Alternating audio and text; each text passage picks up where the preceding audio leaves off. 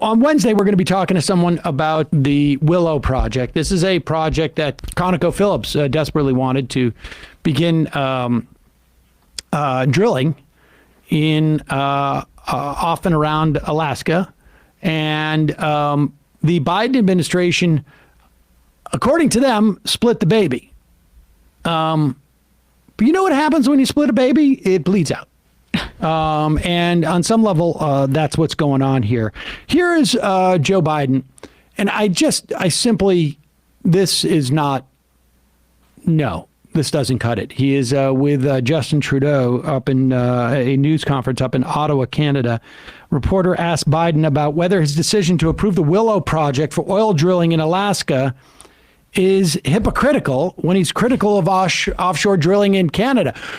The question could have also been like, aren't you going back on your very vocal and unequivocal stance that there would be no new drilling on federal lands? That could have been the question. It was this. And here is his response.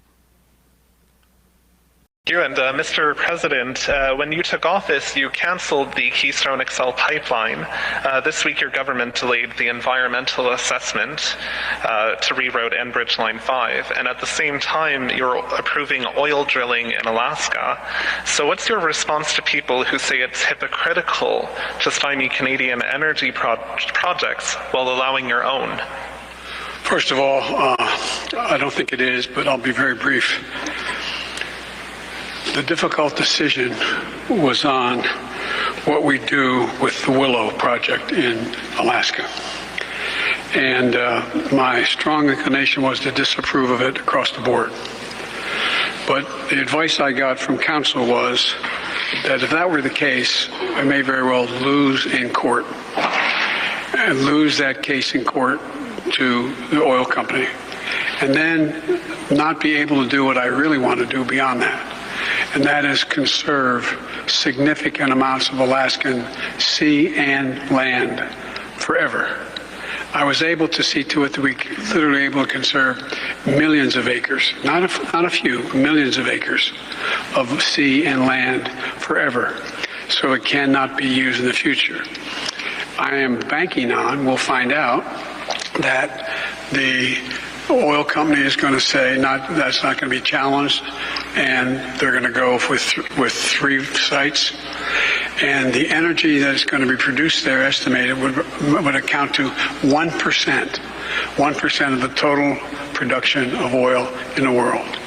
And so I thought it was the better gamble and a hell of a trade-off to have the Arctic Ocean, the Bering Sea, and so many other places off limits forever now. I think we put more land in conservation than any administration since Teddy Roosevelt. I'm not positive of that, but I think that's true.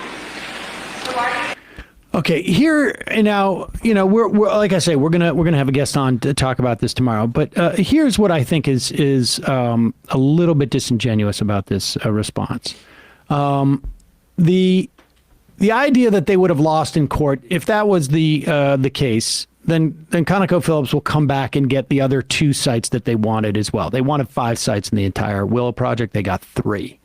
And what Biden's referring to is that he negotiated with them to give up a bunch of leases that they had, and be able to put that fully protected. But here's the thing.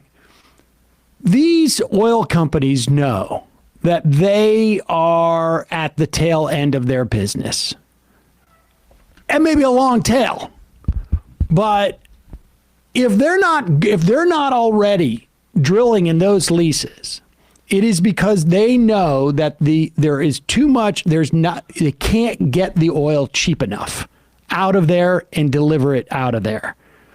And so you're trading for sites that probably were never going to be drilled upon anyways. And the idea, frankly, that they would lose in court.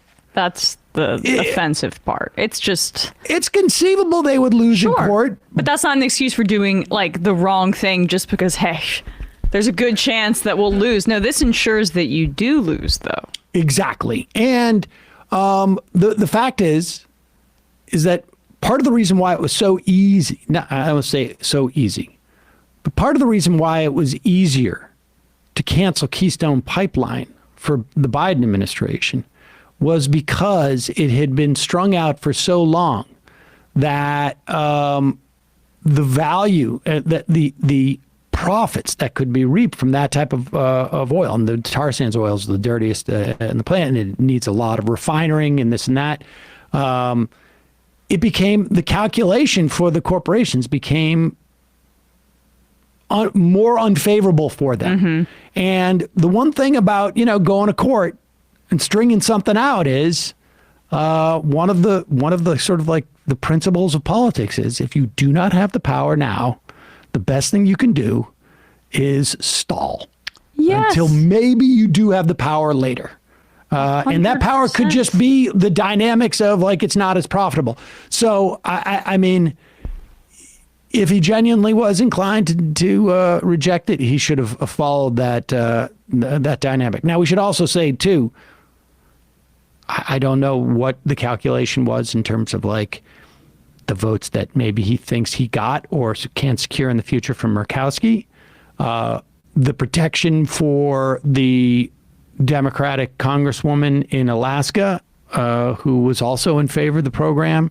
But we will talk about this on Wednesday. We've got someone from the Revolving Door Project here because it really is a story, it seems to me.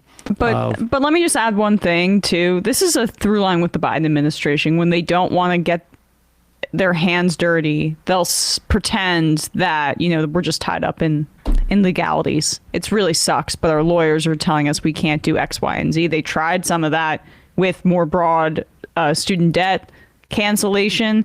It's just they kind of hide behind bureaucracy, and I don't think it's good politics either. Not that this is going to move the needle on anything.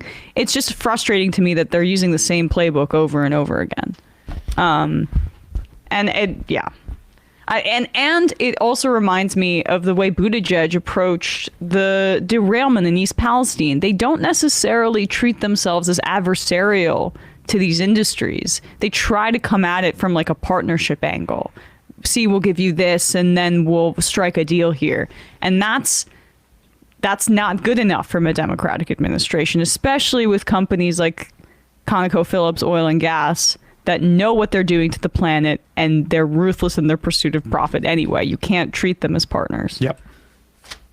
Agreed. Let's go to some IMs here. Sam's tight pants, too early for sure, but interesting news that billionaire North Dakota Governor Doug Burgum may jump into the 24 presidential primary. DeSantis's wait until May strategy could very much still work, but it gets more complicated by the day.